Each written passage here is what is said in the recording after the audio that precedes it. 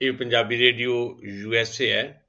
ਫਿਰ ਦੋਸਤੋ, ਮੈਂ ਚੰਡੀਗੜ੍ਹ ਸਟੂਡੀਓ ਤੋਂ ਸੁਸ਼ੀਲ ਦੋਸਾਂਝ ਹਾਜ਼ਰ ਹੋਣ ਜਾ ਰਿਹਾ ਸਾਡਾ ਹਫ਼ਤਾਵਾਰੀ ਪ੍ਰੋਗਰਾਮ ਸਾਂਝੀ ਸਾਥ ਲੈ ਕੇ।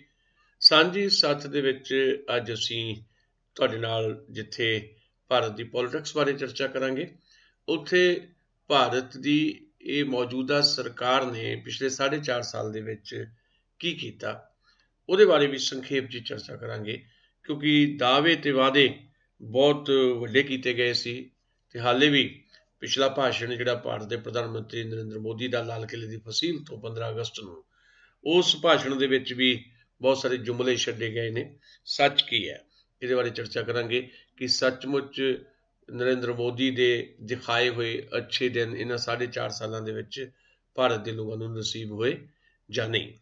ਇਸ ਨਾਲ ਅਸੀਂ ਚਰਚਾ ਕਰਾਂਗੇ ਦੂਸਰੇ ਸੈਗਮੈਂਟ ਦੇ ਵਿੱਚ ਭਾਰਤ ਦੇ ਵਿੱਚ ਜਿਸ ਤਰ੍ਹਾਂ ਲਗਾਤਾਰ ਇੱਕ ਦਬਾਅ ਬਣਾਇਆ ਜਾ ਰਿਹਾ, ਕੋਈ ਵੀ ਵਿਅਕਤੀ ਕਿਤੇ ਵੀ ਕੋਈ ਗੱਲ ਕਰਦਾ ਹੈ, ਥੋੜ੍ਹੀ ਬਹੁਤ ਵੀ ਨੁਕਤਾਚੀਨੀ ਸਰਕਾਰ ਦੀ ਕਰਦਾ ਹੈ ਤੇ ਉਹਦੇ ਤੇ ਵੱਖਰੇ ਵੱਖਰੇ ਤਰੀਕੇ ਨਾਲ ਜਿਸ ਤਰ੍ਹਾਂ ਦੇ ਦਬਾਅ ਬਣਾਏ ਜਾਂਦੇ ਨੇ ਤੇ ਜਿਸ ਤਰ੍ਹਾਂ ਦੇ ਕੇਸ ਜਿਹੜੇ ਹੈ ਝੂਠੇ ਬਣਾ ਕੇ ਉਹਨਾਂ ਨੂੰ ਜੇਲ੍ਹਾਂ ਅੰਦਰ ਡੱਕਣ ਦੀ ਕੋਸ਼ਿਸ਼ ਕੀਤੀ ਜਾਂਦੀ ਹੈ।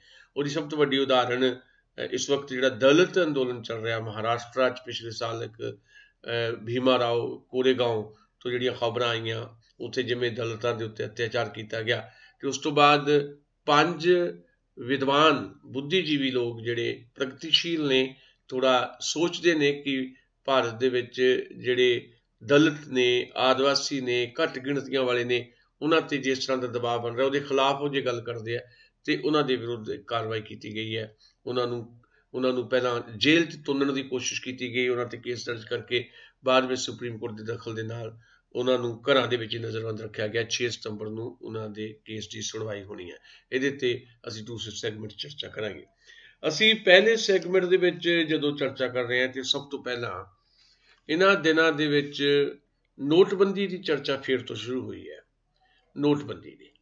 ਨੋਟਬੰਦੀ ਇੱਕ ਅਜਿਹਾ ਫੈਸਲਾ ਸੀ 8 ਨਵੰਬਰ 2016 ਨੂੰ ਭਾਰਤ ਦੇ ਪ੍ਰਧਾਨ ਮੰਤਰੀ ਨਰਿੰਦਰ ਮੋਦੀ ਨੇ ਅੱਧੀ ਰਾਤ ਨੂੰ ਕੌਮ ਨੂੰ ਸੰਬੋਧਨ ਕੀਤਾ ਤੇ 1000 ਤੇ 500 ਦੇ ਨੋਟ ਬੰਦ ਕਰ ਦਿੱਤੇ। ਇਹ ਅਜਿਹਾ ਫੈਸਲਾ ਸੀ ਜਿਸ ਫੈਸਲੇ ਨੂੰ ਇੱਦਾਂ ਪੇਸ਼ ਕੀਤਾ ਗਿਆ ਕਿ ਇਹਦੇ ਨਾਲ ਭਾਰਤ ਦੀ ਤਕਦੀਰ ਬਦਲ ਜਾਏਗੀ। ਪ੍ਰਧਾਨ ਮੰਤਰੀ ਨੇ ਬਹੁਤ ਸਾਰੇ ਲਾਭ ਗਿਣਾਏ ਸੀ ਨੋਟਬੰਦੀ ਦੇ, ਖਾਸ ਤੌਰ ਦੇ ਉੱਤੇ 4 ਕਿਸਮ ਦੇ ਲਾਭ ਗਿਣਾਏ ਸੀ ਜਾਂ ਮਕਸਦ 4 ਦੱਸੇ ਸੀ। ਉਹਨਾਂ 4 ਮਕਸਦਾਂ ਦੇ ਵਿੱਚੋਂ ਇੱਕ ਮਕਸਦ ਥੋੜ੍ਹਾ ਬਹੁਤ ਅੰਸ਼ਕ ਤੌਰ ਤੇ ਤੁਸੀਂ ਕਹਿ ਸਕਦੇ ਹੋ ਸਰਕਾਰ ਨੇ ਪੂਰਾ ਕੀਤਾ ਹੋ ਸਕਦਾ, ਉਹ ਮਕਸਦ ਹੈ ਡਿਜੀਟਲ ਟ੍ਰਾਂਜੈਕਸ਼ਨ ਦਾ। ਬਾਕੀ ਜਿਹੜੇ 3 ਵੱਡੇ ਮਕਸਦ ਗਿਣਾਏ ਸੀ ਸਰਕਾਰ ਨੇ, ਉਹਨਾਂ 'ਚ ਇੱਕ ਸਭ ਤੋਂ ਵੱਡਾ ਮਕਸਦ ਗਿਣਾਇਆ ਗਿਆ ਸੀ ਨਰਿੰਦਰ ਮੋਦੀ ਹੋਰਾਂ ਵੱਲੋਂ। ਇਹ ਕਿਹਾ ਗਿਆ ਸੀ ਕਿ ਭਾਰਤ ਦੇ ਵਿੱਚ, ਖਾਸ ਤੌਰ 'ਤੇ ਜੰਮੂ ਕਸ਼ਮੀਰ ਦੇ ਵਿੱਚ ਜਿਹੜੀ ਦਹਿਸ਼ਤਗਰਦੀ ਹੈ, ਉਹਦੀ ਜਿਹੜੀ ਭਿਆਨਕਤਾ ਹੈ, ਉਹ ਸਾਰੇ ਲੋਕ ਜਾਣਦੇ ਨੇ, ਬਹੁਤ ਸਾਰੇ ਲੋਕ ਪੀੜਤ ਨੇ ਤੇ ਨੋਟਬੰਦੀ ਜਿਹੜੀ ਹੈ ਉਹ ਬਕਾਇਦਾ ਦਹਿਸ਼ਤਗਰਦੀ ਨੂੰ ਰੋਕੇਗੀ, ਕਿਉਂਕਿ ਜਾਲੀ ਜਿਹੜੀ ਕਰੰਸੀ ਹੈ ਉਹਦਾ ਚਲਨ ਬੰਦ ਹੋ ਜਾਏਗਾ, ਨਕਲੀ ਕਰੰਸੀ ਦਾ ਚਲਨ ਬੰਦ ਹੋ ਜਾਏਗਾ ਤੇ ਜਿਹੜੀ ਨਕਲੀ ਕਰੰਸੀ ਦੇ ਦਮ ਤੇ ਦਹਿਸ਼ਤਗਰਦਾਂ ਦੀਆਂ ਜਿਹੜੀਆਂ ਜਥੇਬੰਦੀਆਂ ਉਹਨਾਂ ਦੇ ਕੰਮ ਧੰਦੇ ਬੰਦ ਹੋ ਜਾਣਗੇ। ਈਵਨ ਪੱਥਰਬਾਜ਼ਾਂ ਬਾਰੇ ਵੀ ਕਿਹਾ ਗਿਆ ਸੀ ਕਿ ਜੰਮੂ ਕਸ਼ਮੀਰ ਦੇ ਵਿੱਚ ਪੱਥਰਬਾਜ਼ੀ ਵੀ ਰੁਕ ਜਾਏਗੀ, ਪਰ ਹੋਇਆ ਉਲਟ ਹੈ।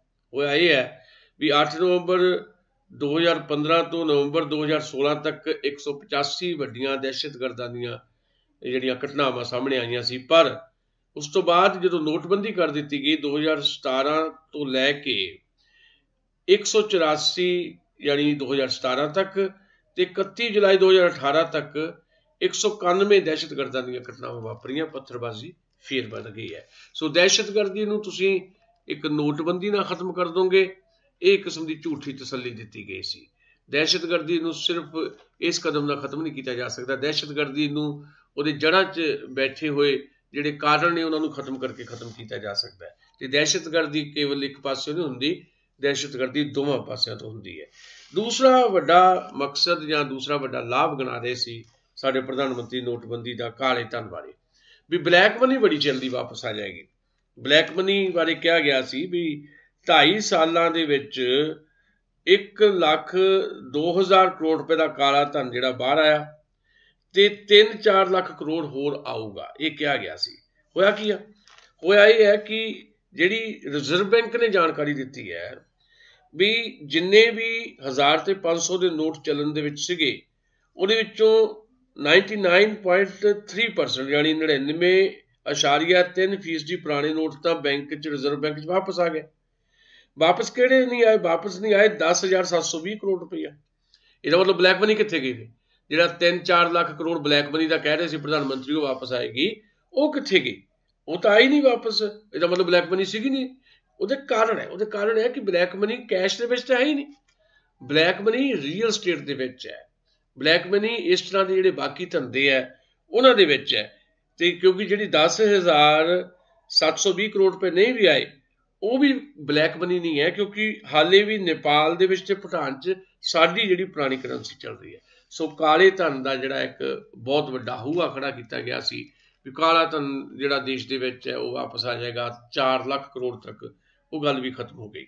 ਇੱਕ ਇਹ ਗੱਲ ਕਹੀ ਗਈ ਸੀ ਕਿ ਭ੍ਰਿਸ਼ਟਾਚਾਰ ਖਤਮ ਹੋ ਜਾਊਗਾ, ਵੀ ਜਿਹੜਾ ਭ੍ਰਿਸ਼ਟਾਚਾਰ ਦੀ ਸਿਉਂਕ ਹੈ ਇਹਨੇ ਦੇਸ਼ ਨੂੰ ਬਰਬਾਦ ਕਰ ਦਿੱਤਾ ਹੈ। ਤੇ ਭ੍ਰਿਸ਼ਟਾਚਾਰ ਦੀ ਸਿਉਂਕ ਤੋਂ ਮੁਕਤ ਹੋਣ ਵਾਸਤੇ ਨੋਟਬੰਦੀ ਦਾ ਸਖਤ ਕਦਮ ਜਿਹੜਾ ਚੁੱਕਣਾ ਜ਼ਰੂਰੀ ਸੀ। ਹੋਇਆ ਕੀ? ਹੋਇਆ ਇਹ ਹੈ ਕਿ ਕਰਪਟ ਜਿਹੜੇ ਮੁਲਕ ਹੈ ਦੁਨੀਆ ਦੇ ਭ੍ਰਿਸ਼ਟ ਮੁਲਕ ਹੈ ਉਹਦੇ 'ਚ ਭਾਰਤ ਦਾ ਨੰਬਰ 2016 'ਚ ਜਦੋਂ ਨੋਟਬੰਦੀ ਕੀਤੀ ਗਈ ਉਦੋਂ 79ਵਾਂ ਨੰਬਰ ਸੀ ਤੇ 2017 'ਚ ਅਸੀਂ 81ਵੇਂ ਨੰਬਰ ਤੇ ਚਲੇ ਗਏ।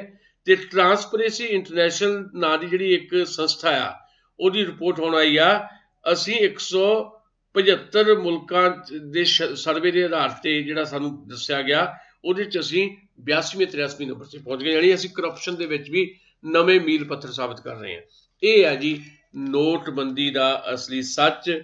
ਨੋਟਬੰਦੀ ਦਾ ਅਸਲੀ ਸੱਚ ਸਾਡੇ ਹੁਣ ਸਾਹਮਣੇ ਹੈ। ਰਿਜ਼ਰਵ ਬੈਂਕ ਨੇ ਆਪ ਇੱਕ ਰਿਪੋਰਟ ਭੇਜੀ ਹੈ ਜਿਸ 'ਚ ਦੱਸਿਆ ਵੀ 500 ਤੇ 1000 ਰੁਪਏ ਦੇ ਜਿਹੜੇ ਨੋਟ ਬੰਦ ਹੋਏ ਸੀ ਉਹਦੇ 'ਚੋਂ ਸਿਰਫ 10,700 ਕਰੋੜ ਰੁਪਇਆ ਨਹੀਂ ਵਾਪਸ ਆਇਆ, ਬਾਕੀ 99.3% ਬੈਂਕਾਂ 'ਚ ਵਾਪਸ ਆ ਗਿਆ। ਇਹਨਾਂ ਨੂੰ ਨੋਟਾਂ ਨੂੰ ਗਿਣਨ 'ਚ ਜਾਂ ਇਹਨਾਂ ਨੂੰ ਖਤਮ ਕਰਨ 'ਚ 22 ਮਹੀਨੇ ਲੱਗ ਗਏ। ਪ੍ਰਧਾਨ ਮੰਤਰੀ ਨਰਿੰਦਰ ਮੋਦੀ ਨੇ ਬੜੇ ਚਾਅ ਨਾਲ, ਬੜੇ ਉਮਾਦ ਦੇ ਨਾਲ ਤੇ ਬੜੇ ਦਾਅਵਿਆਂ ਦੇ ਨਾਲ ਇਹ ਸਾਰਾ ਕੁਝ ਕੀਤਾ ਸੀ, ਪਰ ਨਾ ਤਾਂ ਬਲੈਕ ਮਨੀ ਵਾਪਸ ਆਈ, ਨਾ ਕਰਪਸ਼ਨ ਖਤਮ ਹੋਈ, ਨਾ ਦਹਿਸ਼ਤਗਰਦੀ ਖਤਮ ਹੋਈ। ਡਿਜੀਟਲ ਟ੍ਰਾਂਜੈਕਸ਼ਨ ਉਹ ਲਾਜ਼ਮੀ ਥੋੜ੍ਹੀ ਬਹੁਤ ਵਧਣੀ ਸੀ ਕਿਉਂਕਿ ਲੋਕਾਂ ਕੋਲ ਰਸਤਾ ਹੀ ਕੋਈ ਨਹੀਂ ਸੀ, ਕੈਸ਼ ਕਿਤੋਂ ਮਿਲ ਹੀ ਨਹੀਂ ਰਿਹਾ ਸੀ। ATM ਬੰਦ ਹੋ ਗਏ। ਹਾਲੇ ਵੀ 22 ਮਹੀਨੇ ਬਾਅਦ ਵੀ ਭਾਰਤ ਦੇ ATM ਬੈਂਕ ਜਿਹੜੇ ਆ ਬਹੁਤੇ ਜਿਹੜੇ ਰਿਮੋਟ ਏਰੀਏ 'ਚ ਉਹ ਖਾਲੀ ਪਏ ਆ, ਉਹਨਾਂ 'ਚ ਕੈਸ਼ ਤੱਕ ਨਹੀਂ ਅਸੀਂ ਹਾਲੇ ਤੱਕ ਪਾ ਸਕੇ। ਤੇ ਜਿਹੜੀ ਬਲੈਕ ਮਨੀ ਅਸੀਂ ਪਹਿਲਾਂ ਵੀ ਕਹਿ ਰਹੇ ਸੀ 1000 ਦਾ ਨੋਟ ਬੰਦ ਕਰ ਦਿੱਤਾ, 2000 ਦਾ ਸ਼ੁਰੂ ਕਰ ਦਿੱਤਾ, ਬਲੈਕ ਮਨੀ ਹੋਰ ਜ਼ਿਆਦਾ ਸਗੋਂ ਵੱਧ ਗਈ। ਇਹ ਹਾਲਤ ਬਣ ਗਈ ਸਾਡੇ ਮੁਲਕ ਦੀ ਇਸ ਨੋਟਬੰਦੀ ਨਾਲ, ਜੇ ਇਸ ਨੋਟਬੰਦੀ ਦੇ ਸੋਲੇ ਬੜੇ ਗਾਏ ਗਏ ਸੀ। ਇਸ ਤੋਂ ਬਾਅਦ ਅਸੀਂ ਇੱਕ ਤੁਹਾਡੇ ਨਾਲ ਛੋਟੀ ਜਿਹੀ ਗੱਲ ਹੋਰ ਸਾਂਝੀ ਕਰੀਏ ਬਈ ਇਕਨੋਮੀ ਸਾਡੀ ਲਗਾਤਾਰ ਕਿੱਦਾਂ ਥੱਲੇ ਨੂੰ ਜਾ ਰਹੀ ਹੈ। ਦਾਅਵੇ ਵਾਅਦੇ ਬੜੇ ਕੀਤੇ ਗਏ ਸੀ। ਦਾਅਵਾ ਇਹ ਕੀਤਾ ਗਿਆ ਸੀ ਬਈ ਅਸੀਂ ਆਪਣੀ ਕਰੰਸੀ ਤੇ ਕੰਟਰੋਲ ਕਿਉਂ ਨਹੀਂ ਕਰ ਪਾਉਂਦੇ। ਜਦੋਂ ਭਾਰਤ ਦੇ ਪ੍ਰਧਾਨ ਮੰਤਰੀ ਨਹੀਂ ਸੀ ਬਣੇ ਨਰਿੰਦਰ ਮੋਦੀ, ਉਹਨਾਂ ਨੇ ਕਿਹਾ ਸੀ ਵੀ ਸਾਡੇ ਰੁਪਏ ਦੀ ਕੀਮਤ ਕਿਉਂ ਗਿਰਦੀ ਜਾ ਰਹੀ ਹੈ, ਸਾਡੀ ਕਰੰਸੀ ਦੀ ਕੀਮਤ ਕਿਉਂ ਡਿੱਗ ਰਹੀ ਹੈ।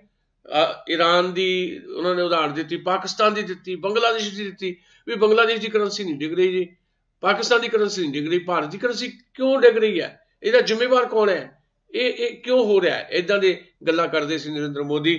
ਤੇ ਜਿਹੜੀਆਂ ਗੱਲਾਂ ਉਹਨਾਂ ਨੇ ਕੀਤੀਆਂ ਸੀ ਉਹ ਗੱਲਾਂ ਇੱਕ ਵਾਰੀ ਤੁਸੀਂ ਕੁਝ ਸੈਕਿੰਡਾਂ ਦੇ ਵਿੱਚ ਉਹਨਾਂ ਦੀ ਆਵਾਜ਼ 'ਚ ਸੁਣ ਲਓ ਤੇ ਉਸ ਤੋਂ ਬਾਅਦ ਅੱਜ ਭਾਰਤੀ ਕਰੰਸੀ ਦੀ ਕੀ ਹਾਲਤ है ਉਹਦਾ सच ਤੁਹਾਡੇ सामने ਲਿਆਵਾਂਗੇ। ये ऐसे नहीं होता मित्रों, मैं शासन में बैठा हूं, मुझे मालूम है इस प्रकार से रुपया इतनी तेजी से गिर नहीं सकता। अरे ये नेपाल का रुपया नहीं गिरता है, बांग्लादेश की करेंसी नहीं गिरती है, पाकिस्तान की करेंसी नहीं गिरती, श्रीलंका की करेंसी नहीं गिरती, क्या कारण है हिंदुस्तान का रुपया पतला होता जा रहा है?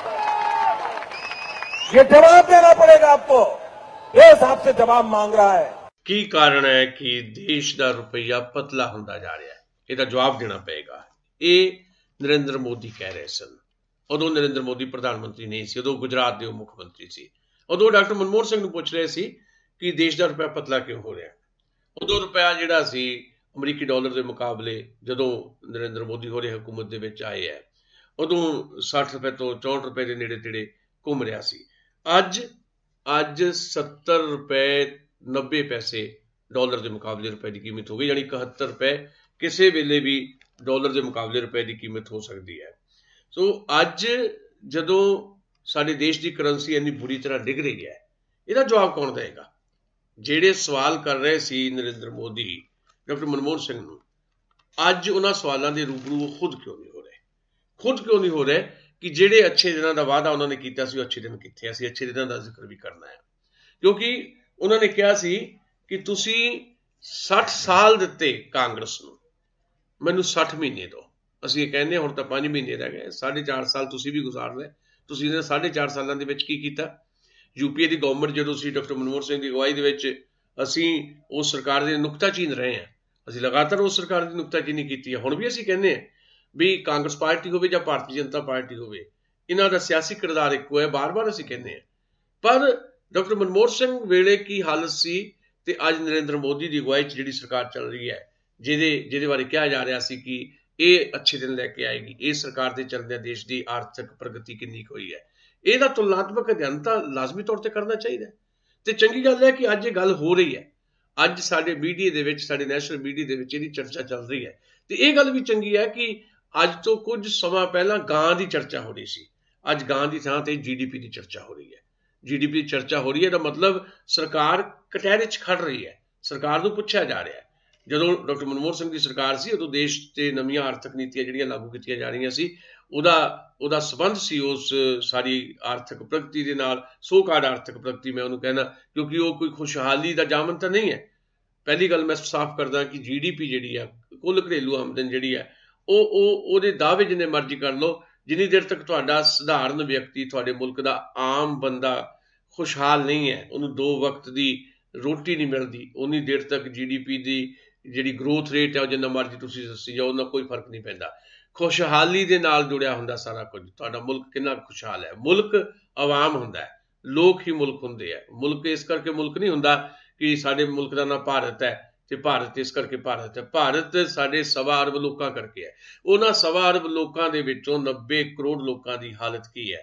कि वो 2 वक्त की रोटी कमाउण दे योग है कि नहीं ना वो डॉक्टर मनमोहन सिंह की अगवाई वाली सरकार वेले 2 वक्त की रोटी कमाउण दे योग सी ते अज नरेंद्र मोदी की अगवाई वाली जिहड़ी सरकार है ਉਹਨਾਂ ਦੀਆਂ ਮੁਸੀਬਤਾਂ ਡਾਕਟਰ ਮਨਮੋਹਨ ਸਿੰਘ ਦੀ ਸਰਕਾਰ ਵੇਲੇ ਤੋਂ ਵੀ ਕਿਤੇ ਜ਼ਿਆਦਾ ਕਈ ਗੁਣਾ ਜ਼ਿਆਦਾ ਵੱਧ ਗਈਆਂ ਇੱਕ ਛੋਟਾ ਜਿਹਾ ਅੰਕੜਾ ਤੁਹਾਡੇ ਨਾਲ ਸਾਂਝਾ ਕਰਨਾ ਜਿਹੜਾ ਸਾਡਾ ਨਹੀਂ ਹੈ ਇਹ ਅੰਕੜਾ ਅਸੀਂ ਨਹੀਂ ਕਿਤੋਂ ਵੀ ਲੈ ਕੇ ਆਏ ਇਹ ਅੰਕੜਾ ਖੁਦ ਸਰਕਾਰੀ ਅੰਕੜਾ ਹੈ ਤੁਲਨਾਤਮਕ ਅਧਿਐਨ ਹੈ ਕਿ ਜਦੋਂ 10 ਸਾਲ ਸਰਕਾਰ ਰਹੀ ਯੂਪੀਏ ਦੀ ਡਾਕਟਰ ਮਨਮੋਹਨ ਸਿੰਘ ਦੀ ਉਦੋਂ ਸਾਡੇ ਵੱਖ-ਵੱਖ ਖੇਤਰਾਂ ਦੇ ਵਿੱਚ ਸਾਡੀ ਰੇਸ਼ੋ ਕੀ ਸੀ ਭਾਰਤ ਕਿਵੇਂ ਆਰਥਿਕ ਤੌਰ ਦੇ ਉੱਤੇ ਪ੍ਰਗਤੀ ਕਰ ਰਿਹਾ ਸੀ ਜਾਂ ਕਿਤੇ ਸਟੇਬਲ ਸੀਗਾ ਤੇ ਅੱਜ ਨਰਿੰਦਰ ਮੋਦੀ ਦੀ ਅਗਵਾਈ ਜਿਹੜੀ ਸਰਕਾਰ ਅੱਛੇ ਦਿਨ ਵਾਲੀ ਹੈ ਉਦੋਂ ਸਾਡੀ ਆਰਥਿਕ ਮੋਰਚੇ ਦੇ ਉੱਤੇ ਹਾਲਤ ਕੀ ਹੈ ਜੁਮਲੇ ਬਹੁਤ ਛੱਡੇ ਜਾ ਸਕਦੇ ਆ ਜੁਮਲੇ 15 ਅਗਸਤ ਵਾਲੇ ਦਿਨ ਵੀ ਛੱਡੇ ਆ ਝੂਠ ਬੋਲਣ ਦੇ ਵਿੱਚ ਸਾਡੇ ਭਾਰਤ ਦੇ ਪ੍ਰਧਾਨ ਮੰਤਰੀ ਨਰਿੰਦਰ ਮੋਦੀ ਦਾ ਕੋਈ ਸਾਨੀ ਨਹੀਂ ਹੈ ਉਹਨਾਂ ਨੇ ਬੜੇ ਝੂਠ ਬੋਲੇ ਨੇ 15 ਅਗਸਤ ਵਾਲੇ ਦਿਨ ਇਸੇ ਵਾਰ ਲਾਲ ਕਿਲੇ ਦੀ ਫਸੀਲ ਤੋਂ ਬਹੁਤ ਸਾਰੇ ਝੂਠ ਹੈ ਉਹਨਾਂ ਝੂਠਾਂ ਦਾ ਪਰਦਾ ਹੌਲੀ ਹੌਲੀ ਉਤਰ ਰਿਹਾ ਜੀਡੀਪੀ ਦੇ ਮਾਮਲੇ 'ਚ ਅੱਜ ਇਹ ਦਾਅਵਾ ਕੀਤਾ ਗਿਆ ਜਿਹੜੀ ਕੁੱਲ ਘਰੇਲੂ ਆਮਦਨ ਹੁੰਦੀ ਹੈ ਮੁਲਕ ਦੀ ਉਹ 'ਚ ਦਾਅਵਾ ਕੀਤਾ ਗਿਆ ਜੀ ਅਸੀਂ 8% ਤੋਂ ਉੱਪਰ ਚਲ ਗਏ ਹਾਂ ਇਹ ਅੱਜ ਤਾਂ ਕੀਤਾ ਗਿਆ ਕਿਉਂਕਿ ਜੀਡੀਪੀ ਦੀ ਚਰਚਾ ਚੱਲ ਪਈ ਹੈ ਅੰਕੜਿਆਂ ਦੀ ਇੱਕ ਬਾਜ਼ੀਗਰੀ ਕੀਤੀ ਜਾ ਰਹੀ ਹੈ ਉਂਝ ਓਵਰਆਲ ਕੀ ਪੋਜੀਸ਼ਨ ਰਹੀ ਹੈ ਇੱਕ ਤੱਥ ਜਿਹੜੇ ਆ ਫੈਕਟ ਜਿਹੜੇ ਆ ਸਰਕਾਰੀ ਅੰਕੜਿਆਂ ਦੇ ਮੁਤਾਬਕ ਤੁਹਾਡੇ ਨਾਲ ਸਾਂਝੇ ਕਰਦੇ ਆ ਜਦੋਂ ਡਾਕਟਰ ਮਨਮੋਹਨ ਸਿੰਘ ਦੀ ਸਰਕਾਰ ਸੀ ਭਾਰਤ ਦੇ ਵਿੱਚ ਤੇ ਉਸ ਵੇਲੇ ਕੁੱਲ ਆਮਦਨ ਸਾਡੀ ਘਰੇਲੂ ਆਮਦਨ ਜਿਹਨੂੰ ਆਪਾਂ ਜੀਡੀਪੀ ਕਹਿੰਦੇ ਆ ਉਹ ਹਮੇਸ਼ਾ ਹੀ 10 ਸਾਲਾਂ ਦੇ ਵਿੱਚ 8% ਤੋਂ ਉੱਪਰ ਰਹੀ ਹੈ 8.6% ਤੱਕ ਜਾਂਦੀ ਰਹੀ ਹੈ ਤੇ ਨਰਿੰਦਰ ਮੋਦੀ ਦੀ ਅਗਵਾਈ ਵਾਲੀ ਸਰਕਾਰ ਅੱਜ ਤੋਂ ਪਹਿਲਾਂ ਤੱਕ ਅੱਜ ਤਾਂ ਉਹਨਾਂ ਨੇ ਨਵੇਂ ਅੰਕੜੇ ਆਪਣੀ ਬਾਜ਼ੀਗਰੀ ਦਿਖਾਈ ਹੈ ਜਾਰੀ ਕੀਤੇ ਹੈ ਉਹ 7.3% ਤੱਕ ਰਹੀ ਹੈ ਉਤੋਂ ਥੱਲੇ ਤੇ ਜਾਂਦੀ ਰਹੀ ਉੱਪਰ ਕਦੀ ਵੀ ਨਹੀਂ ਆਈ ਇਹਦਾ ਮਤਲਬ ਡਾਕਟਰ ਮਨਮੋਹਨ ਸਿੰਘ ਦੀ ਸਰਕਾਰ ਤੋਂ ਬਾਅਦ ਦੇਸ਼ ਜੀਡੀਪੀ ਦੇ ਮਾਮਲੇ ਦੇ ਵਿੱਚ ਕੁੱਲ ਘਰੇਲੂ ਆਮਦਨ ਦੇ ਮਾਮਲੇ ਦੇ ਵਿੱਚ ਪਛੜ ਗਿਆ ਇਹ ਅੱਛੇ ਦਿਨ ਹੈ ਫਿਰ ਐਗਰੀਕਲਚਰ ਸੈਕਟਰ ਜਿਹੜਾ ਸਾਡਾ ਸਭ ਤੋਂ ਮਹੱਤਵਪੂਰਨ ਸੈਕਟਰ ਹੈ ਐਗਰੀਕਲਚਰ ਸੈਕਟਰ ਦਾ ਫੈਕਟ ਇਹ ਹੈ ਵੀ ਡਾਕਟਰ ਮਨਮੋਹਨ ਸਿੰਘ ਦੀ ਅਗਵਾਈ ਵਾਲੀ ਸਰਕਾਰ 'ਚ ਐਗਰੀਕਲਚਰ ਗਰੋਥ ਸਾਡੀ 3.6% ਸੀ ਤੇ ਨਰਿੰਦਰ ਮੋਦੀ ਦੀ ਸਰਕਾਰ ਦੇ ਚੱਲਦਿਆਂ ਜਦੋਂ ਖੁਦਕੁਸ਼ੀਆਂ ਦਾ ਰੁਝਾਨ ਵੀ ਤੇਜ਼ ਹੋ ਗਿਆ ਸਿਰਫ 2.5% ਰਹਿ ਗਈ ਐਗਰੀਕਲਚਰ ਗਰੋਥ ਇਹ ਸਾਡੀ ਸੱਚੀ ਹਾਲਤ ਹੈ ਫਿਰ ਸਾਡਾ ਸਰਵਿਸ ਸੈਕਟਰ ਜਿਹੜਾ ਸਭ ਤੋਂ ਜ਼ਿਆਦਾ ਇੰਪੋਰਟੈਂਟ ਹੈ ਜਿਸ ਨਾਲ ਰੁਜ਼ਗਾਰ ਜੁੜਿਆ ਹੋਇਆ ਸਰਵਿਸ ਸੈਕਟਰ ਯੂਪੀਏ ਦੀ ਗਵਰਨਮੈਂਟ ਵੇਲੇ 10.3% ਸੀ ਤੇ ਨਰਿੰਦਰ ਮੋਦੀ ਦੀ ਸਰਕਾਰ ਵੇਲੇ 4.5 ਸਾਲਾਂ 'ਚ 8% ਤੋਂ ਉੱਪਰ ਕਦੀ ਵੀ ਨਹੀਂ ਗਿਆ ਜਿਹੜਾ ਸਾਡਾ ਕੰਸਟਰਕਸ਼ਨ ਸੈਕਟਰ ਹੈ ਉਸਾਰੀ ਦਾ ਸੈਕਟਰ ਜਿਹੜਾ ਆ ਕੰਸਟਰਕਸ਼ਨ ਸੈਕਟਰ 6.5% ਰਿਹਾ ਡਾਕਟਰ ਮਨਮੋਹਨ ਸਿੰਘ ਵੇਲੇ ਅੱਜ 3.8% ਹੈ ਨਰਿੰਦਰ ਮੋਦੀ ਦੇ ਵੇਲੇ ਫਾਈਨਾਂਸ ਜਿਹਦੇ 'ਚ ਰੀਅਲ estate ਵੀ ਆਉਂਦੀ ਆ ਬਹੁਤ ਕੁਝ ਹੋ ਰਿਹਾ ਤੇ ਇਹ 10.1% ਰਿਹਾ ਡਾਕਟਰ ਮਨਮੋਹਨ ਸਿੰਘ ਵੇਲੇ 10 ਸਾਲਾਂ ਦੇ ਵਿੱਚ ਔਸਤਨ ਤੇ ਨਰਿੰਦਰ ਮੋਦੀ ਦੇ 4.5 ਸਾਲਾਂ 'ਚ ਸਿਰਫ 8.6%। ਜਿਹੜਾ ਸਾਡਾ ਵਪਾਰ ਹੈ, ਸਾਡਾ ਜਿਹੜਾ ਲੈਣ ਦੇਣ ਆ, ਵਪਾਰ 15.8% ਰਿਹਾ ਡਾਕਟਰ ਮਨਮੋਹਨ ਸਿੰਘ ਵੇਲੇ, ਤੇ ਨਰਿੰਦਰ ਮੋਦੀ ਵੇਲੇ ਅੱਧਾ ਰਹਿ ਗਿਆ 8.7%। ਫਿਰ ਸਾਡਾ ਜਿਹੜਾ ਪੂੰਜੀ ਨਿਰਮਾਣ ਹੈ, ਪੂੰਜੀ ਨਿਰਮਾਣ 10.2% ਡਾਕਟਰ ਮਨਮੋਹਨ ਸਿੰਘ ਵੇਲੇ, ਤੇ ਨਰਿੰਦਰ ਮੋਦੀ ਵੇਲੇ 6.4%। ਤੇ ਸਭ ਤੋਂ ਮਹੱਤਵਪੂਰਨ ਗੱਲ ਤੁਹਾਡੇ ਨਾਲ ਸਾਂਝੀ ਕਰੀਏ, ਨਰਿੰਦਰ ਮੋਦੀ ਜਦੋਂ ਦੇ ਭਾਰਤ ਦੇ ਪ੍ਰਧਾਨ ਮੰਤਰੀ ਬਣੇ ਆ, ਉਹ ਆਪਣੇ ਮੁਲਕ 'ਚ ਘੱਟ ਰਹੇ ਆ, ਬਹੁਤਾ ਉਹ ਬਾਹਰਲੇ ਮੁਲਕਾਂ 'ਚ ਘੁੰਮਦੇ ਰਹੇ ਆ। ਕਿਹਾ ਗਿਆ ਕਿ ਬਾਹਰ ਦੇ ਮੁਲਕਾਂ ਤੋਂ ਜੀ ਪੂੰਜੀ ਨਿਵੇਸ਼ ਕਰਾਉਣਾ ਭਾਰਤ ਦੇ ਵਿੱਚ ਭਾਰਤ ਦੀ ਤਰੱਕੀ ਵਾਸਤੇ ਬਾਹਰਲੇ ਮੁਲਕਾਂ ਦਾ ਧਨ ਆਉਣਾ ਜ਼ਰੂਰੀ ਹੈ। ਹੋਇਆ ਕੀ ਹੈ? ਸੱਚਾਈ ਕੀ ਹੈ? ਸੱਚਾਈ ਇਹ ਹੈ ਕਿ ਡਾਕਟਰ ਮਨਮੋਹਨ ਸਿੰਘ ਵੇਲੇ ਜਿਹੜਾ ਸਾਡਾ ਐਕਸਪੋਰਟ ਸੀ, ਜਿਹੜਾ ਅਸੀਂ ਸਮਾਨ ਜਿਹੜਾ ਆ ਬਾਹਰ ਭੇਜਦੇ ਸੀ, ਉਹ ਸੀਗਾ 13.6%।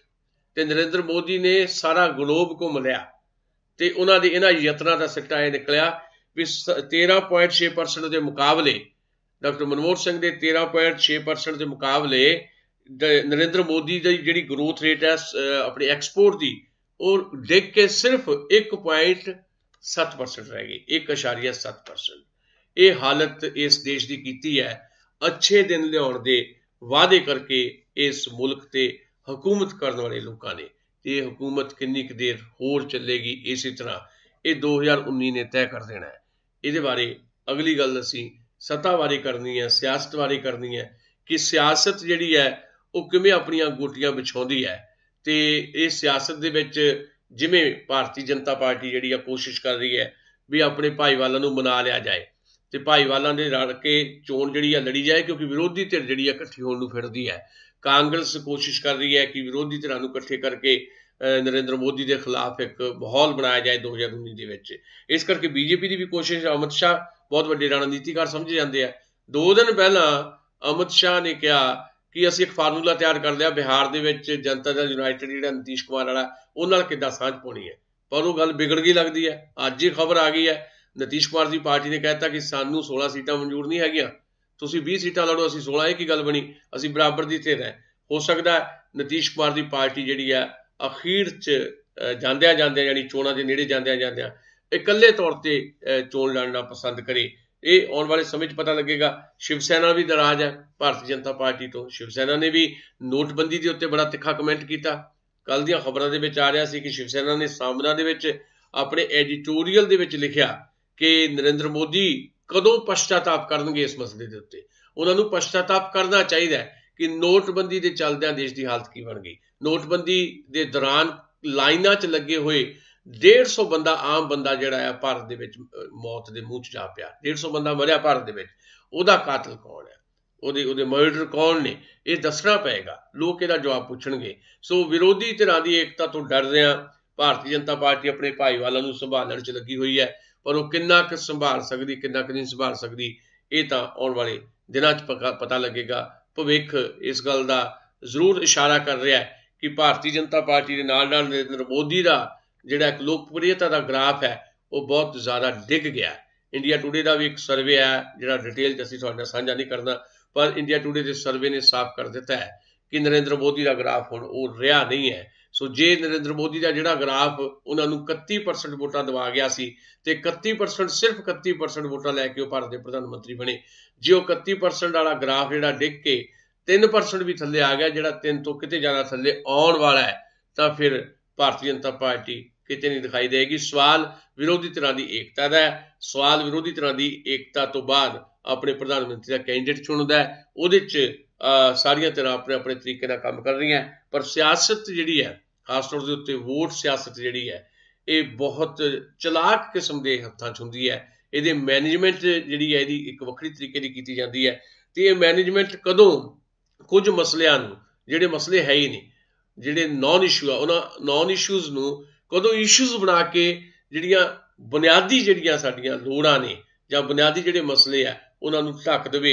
ਇਹ ਸੱਤਾ ਦੀ ਸਿਆਸਤ ਤੇ ਕੁਝ ਵੀ ਕਰ ਸਕਦੀ ਹੈ। ਜਨੂਨ ਵਧਾਇਆ ਜਾਏਗਾ, ਗੁਆਂਢੀ ਮੁਲਕਾਂ ਦੇ ਨਾਲ ਕੁਝ ਇਸ ਕਿਸਮ ਦਾ ਜਨੂਨ ਪੈਦਾ ਕੀਤਾ ਜਾਏਗਾ ਕਿ ਤਣਾਅ ਦੀ ਸਥਿਤੀ ਜਿਹੜੀ ਪੈਦਾ ਕੀਤੀ ਜਾਏਗੀ, ਤਾਂ ਜੋ ਇੱਕ ਮਾਹੌਲ ਕ੍ਰੀਏਟ ਕੀਤਾ ਜਾਵੇ ਅੰਤਰਰਾਸ਼ਟਰਵਾਦ ਦਾ, ਤੇ ਇਸ ਨਾਂ ਦੇ ਉੱਤੇ ਚੋਣਾਂ ਜਿੱਤ ਲਈਆਂ ਜਾਣ। ਸੋ ਭਾਰਤੀ ਆਵਾਮ ਨੂੰ ਬਹੁਤ ਚੌਕਸ ਰਹਿਣ ਦੀ ਜ਼ਰੂਰਤ ਹੈ पहला सैगमेंट असीं इत्थे खत्म करांगे। अगले सैगमेंट दे विच छोटी जी कमर्शियल ब्रेक तो बाद आपां फिर तुहानूं मिलदे हां। वैब रेडियो USA दे सांझी सत्थ प्रोग्राम दे दूसरे सैगमेंट दे विच मैं चंडीगढ़ स्टूडियो तो सुशील दोसांझ एक बारी फिर हाज़र होण जा रहे हैं। असीं दूसरे सैगमेंट दे विच जिहड़ी गल करनी है वो ये है, वैसे बहुत बार असीं इस मुद्दे ते चर्चा कर चुके हैं, पर हर रोज़ नवीं घटनावां वापरदियां हैं। असीं चर्चा कर चुके हैं कि किवें पिछले 4.5 साल दे नरेंद्र मोदी दी अगवाई वाले राज दे विच लिखण दी, बोलण दी, गल करन दी आज़ादी जिहड़ी है उहनूं फाहे टंगिया जा रहा है ते बार-बार उहदे ते गल्लां हुंदियां रहियां। एक मौका ये भी आया सी जदों भारत दे विच एक मूवमेंट इस तरह की उठी सी कि इस सरकार के खिलाफ बहुत सारे लेखकों ने अपने अवार्ड तक भी वापस कर दिते सी, पर उस तो बाद भी ये कार्रवाइयां रुकियां नहीं है। जिहड़ा भी व्यक्ति किते भी थोड़ा बहुत भी इस सरकार का नुक्ताचीन हुंदा है, उस व्यक्ति की आवाज़ नूं बंद करन दा हर हीला वसीला इस सरकार वरत रही है। ये भारत की सरकार इस किस्म की है। असी कह नहीं रहे, ये तत्थ ने, ये तत्थ बार बार बोलते ने। शीशा जिद्दां कदे झूठ नहीं बोलता, इदा तत्थ भी जिहड़े है झूठ नहीं बोलते। तत्थ ये है कि सरकार नूं जे किसी तो डर है तो उन्हां लोकां तो ही है जिहड़े लोग गल करते हैं। सरकार चाहुंदी है कि जो असी कहिए उही होवे, जो खाण नूं असी कहिए लोग वो खाण, जो पहनण नूं असी कहिए लोग वो पाउण। जो भी असी मुल्क दे विच करना चाहिए, इस मुल्क नूं एक हिंदू राष्ट्र तब्दील करन दी जिहड़ी एक कोशिश है नरेंद्र मोदी की अगवाई वाली सरकार की, जिहदे पिछे राष्ट्रीय स्वयं सेवक काम कर रहे, RSS काम कर रही है, उस कोशिश का सिट्टा है कि बार बार लिखण बोलण की आज़ादी के उत्ते हमले होंदे हैं। हुण 5 विद्वान, 5 चिंतक, 5 बुद्धिजीवी उन्हां नूं माओवादी बनाया जा रहा है। मामला की है? मामला यह है कि 5 विद्वानां नूं, बुद्धिजीवियों नूं गिरफ्तार किया गया पिछले दिनों के विच। गिरफ्तारी की गई इस वजह करके कि 31 दिसंबर पिछले साल भीमा कोरेगांव जिहड़ा महाराष्ट्र दे विच है, उत्थे एलगार कौंसल दी एक सभा सी जिथे हिंसा हुई।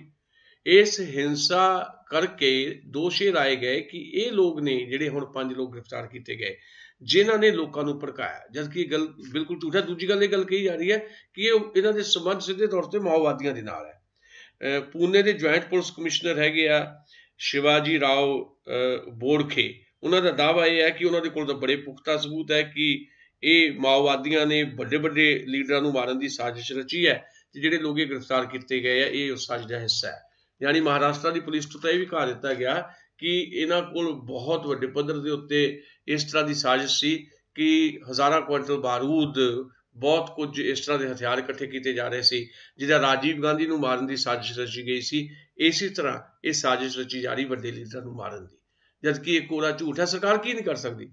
सरकार जिहड़ी है वो कुछ भी बना सकती है। सरकार की शह ते जे देश के विच झूठे पुलिस मुकाबले होंदे रहे हैं तो सरकार की शह के उत्ते झूठे केस भी दर्ज होणगे, ते केस लगातार जिहड़े है वो दर्ज हो रहे हैं। दरअसल भारत दे विच आम व्यक्ति, दलित जां घट गिणती भाईचारे का जिहड़ा व्यक्ति है उहदे उत्ते एक प्रैशर बनाया गया है।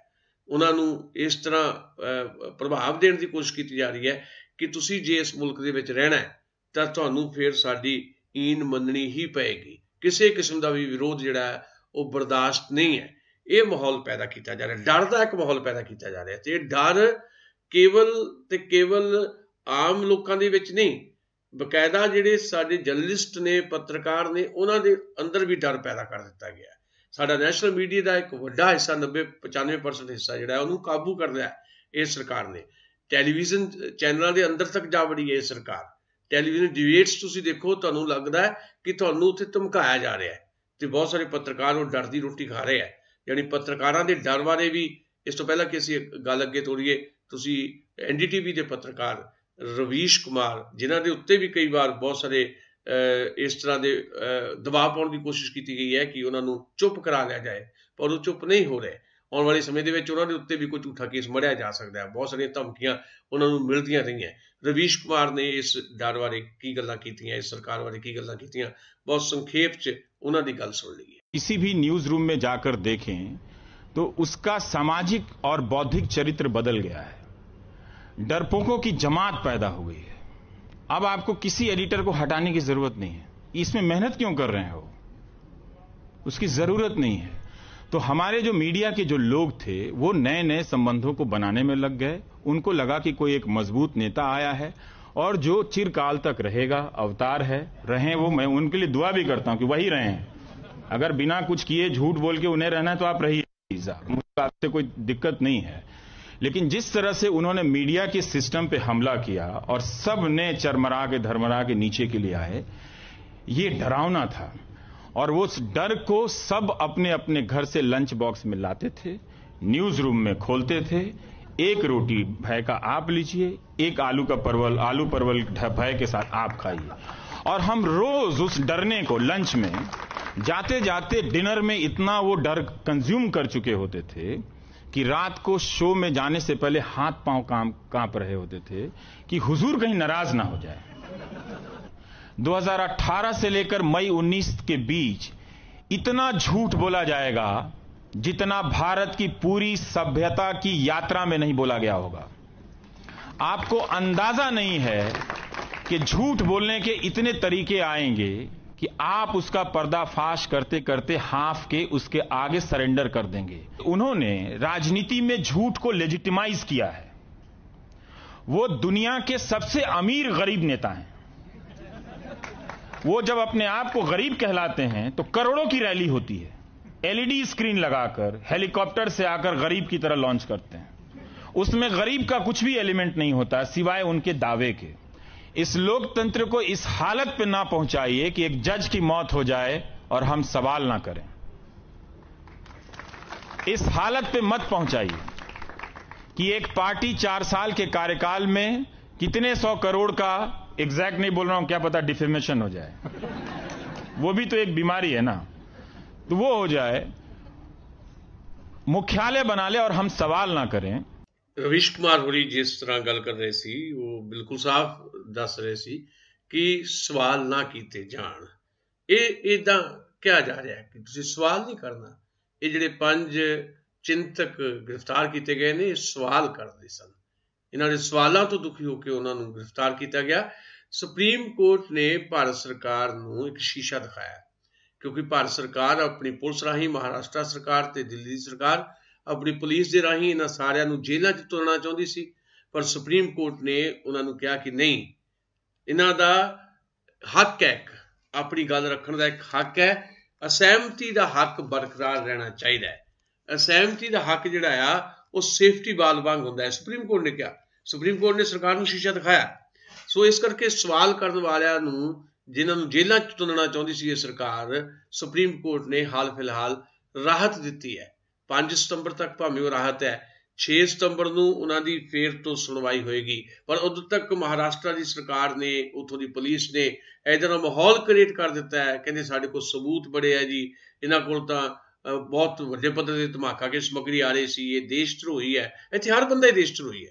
जे मैं गल कर रहा तो मैं भी देशद्रोही हाँ। कदों मैनू देशद्रोही ऐलान दिता जाना कुछ नहीं पता, कदों रवीश कुमार होरां दे उत्ते केस दर्ज हो जाना कुछ नहीं पता। पर इसके बावजूद ना कदे हवा रुकती है, ना कदे सूरज की रोशनी रुकती है। लख मुश्किल आ जान, सच ने आखिरकार बाहर आना हुंदा। सीना पत्थरां दा पाड़ के जिहड़ा आ जिन्हां ने उगना हुंदा उग जांदा है, बाबा नज़मी ने कहा सी। सो इस करके इस तरह दी घटनावां जिहड़ियां लगातार जिहड़ियां वध रही है, पिछे कारण समझने पैणगे। कारण यह है कि विरोधी धिर दी भूमिका दे विच जे कोई है भारत दे विच तां इह कुछ लोग ने, चिंतक लोग ने, कुछ पत्रकार ने, रवीश कुमार वर्गे कुछ होर ने, बाकी सारिਆਂ ਨੂੰ डरा लिया गया, धमका लिया गया। वो ਜਿਹੜੇ बोल रहे ने उन्होंने भी डरा लिया जाए, धमका लिया जाए या फिर खत्म कर दिता जाए। इस लैवल ते सारियां चीज़ां जिहड़ियां पहुंचा दित्तियां गईयां। दूजी गल, सारे देश दे विच माहौल पैदा करने की कोशिश की जा रही है कि ये लोग देशद्रोही ने, ये साडी जिहड़ी देश की आन शान बान के खिलाफ ने। ये फिर सीधी गल कह दी जाती है कि ये पाकिस्तान पक्षी ने, इन्हों पाकिस्तान भेज दो। जिहड़ा भी गल करेगा वो देशद्रोही है। जिहड़ा भी कुछ भी गल करेगा इन्हों के खिलाफ, जिहड़ा भी ये कहेगा कि सानू सारे रंग पसंद ने, जिहड़ा भी ये कहेगा कि साडा जिहड़ा फुल्लां दा गुलदस्ता वख-वख रंगां दा है, ये सारे रंगां नाल साडा मुल्क बनिया है, साडा मुल्क वख-वख फुल्लां दी फुलवाड़ी है। जिहड़ा भी कहेगा इन्हों ने देशद्रोही है, इन्हों भगवा रंग ही चाहिए। पर जावेद अख्तर बहुत वड्डे साडे शायर, फिल्म प्रोड्यूसर, फिल्म लेखक, उन्होंने एक नज़म कही है इन्हां दिनां दे विच ਜਿਹਦੇ 'ਚ ਉਹਨਾਂ ਨੇ ਇਹ ਪ੍ਰਮਾਣਿਤ ਕੀਤਾ ਵੀ ਜੇ ਇੱਕ ਰੰਗ ਵੀ ਜਿਹੜਾ ਆ ਉਹਦੇ ਅੰਦਰ ਪਿੱਛੇ ਵੀ ਬਹੁਤ ਸਾਰੇ ਰੰਗ ਜਿਹੜੇ ਆ ਲੁਕੇ ਹੁੰਦੇ ਆ। ਸੋ ਦੇਸ਼ ਨੂੰ ਭਗਵੇਂ ਰੰਗ 'ਚ ਰੱਖ ਕੇ ਆਪਣੀ ਬੋਲੀ ਬੁਲਾਉਣ ਤੇ ਤੁਲੇ ਹੋਏ ਜਿਹੜੇ ਲੋਕ ਹੈ ਉਹਨਾਂ ਨੂੰ ਇਸ ਗੱਲ ਦਾ ਇਲਮ ਨਹੀਂ ਹੈ ਕਿ ਇਹ ਫੁੱਲਾਂ ਦਾ ਗੁਲਦਸਤਾ ਜਿਹੜਾ ਆ ਇਹ ਗੁਲਦਸਤਾ ਬਣੇਗਾ ਹੀ ਤਾਂ ਜੇ ਇਹਦੇ 'ਚ ਵੱਖ-ਵੱਖ ਰੰਗਾਂ ਦੇ ਫੁੱਲ ਹੋਣਗੇ। ਸਾਨੂੰ ਸਤਨਾਜਾ ਪਸੰਦ ਹੈ, ਸਾਨੂੰ ਇੱਕ ਰੰਗ ਪਸੰਦ ਨਹੀਂ ਹੈ, ਸਾਨੂੰ ਸਾਰੇ ਰੰਗ ਪਿਆਰੇ ਨੇ। ਸੋ ਸਾਰੇ ਰੰਗਾਂ ਦਾ ਇਹ ਖੂਬਸੂਰਤ ਭਾਰਤ, ਇਹਨੂੰ ਇੱਕ ਰੰਗ 'ਚ ਰੰਗਣ ਦੀ ਕੋਸ਼ਿਸ਼ ਨਾ ਕੀਤੀ ਜਾਏ। ਸੋ ਜਾਵੇਦ ਅਖਤਰ ਦੀ ਨਜ਼ਮ ਦੇ ਨਾਲ ਅਸੀਂ ਅੱਜ ਛੁੱਟੀ ਲਵਾਂਗੇ ਸਾਂਝੀ ਸੱਥ ਦੇ ਵਿੱਚ। ਤੁਸੀਂ ਸੁਣਦੇ ਜਾਓ ਜਾਵੇਦ ਅਖਤਰ ਨੂੰ। ਮੈਨੂੰ ਸੁਸ਼ੀਲ ਦੁਸਾਂਝ ਨੂੰ ਦਿਓ ਆਗਿਆ। ਬਹੁਤ ਬਹੁਤ ਮਿਹਰਬਾਨੀ, ਬਹੁਤ ਬਹੁਤ ਸ਼ੁਭ ਸ਼ਮਾ। ਜਾਵੇਦ ਅਖਤਰ ਸਾਹਿਬ ਦੀ ਆਪਣੀ ਆਵਾਜ਼ ਦੇ ਵਿੱਚ ਇਹ ਨਜ਼ਮ ਤੁਸੀਂ ਸੁਣੋ। जावेद अख्तर। नया हुक्मनामा, द न्यू ऑर्डिनेंस।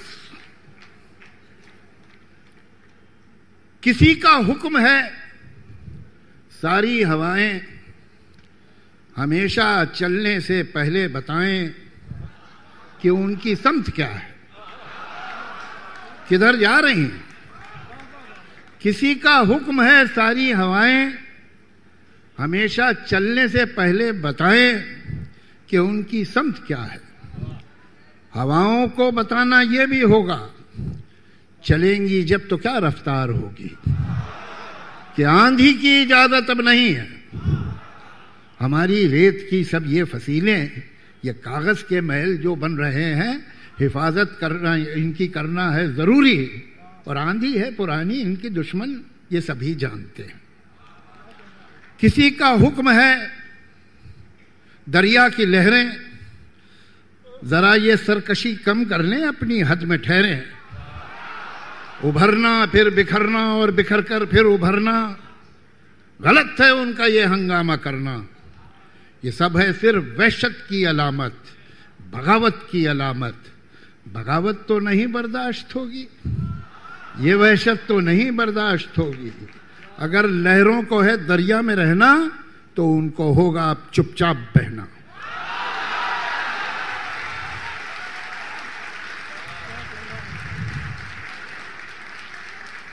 किसी का हुक्म है इस गुलसिता में बस अब एक रंग के ही फूल होंगे।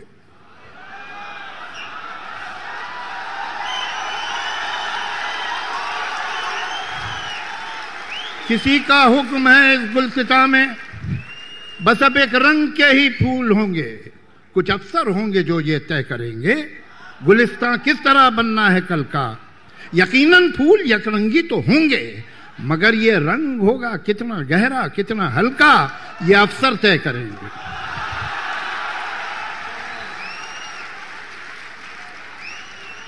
किसी को ये कोई कैसे बताए गुलिस्तां में कहीं भी फूल यकरंगी नहीं होते, कभी हो ही नहीं सकते, कि हर एक रंग में छुपकर बहुत से रंग रहते हैं।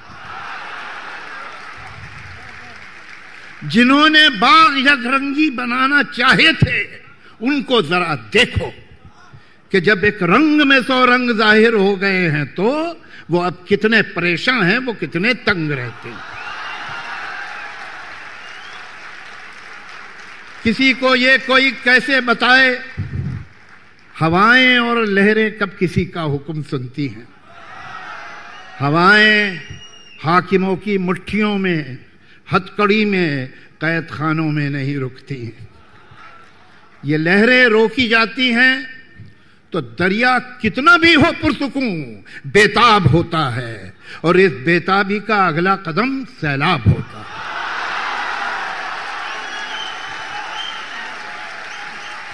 Thank you.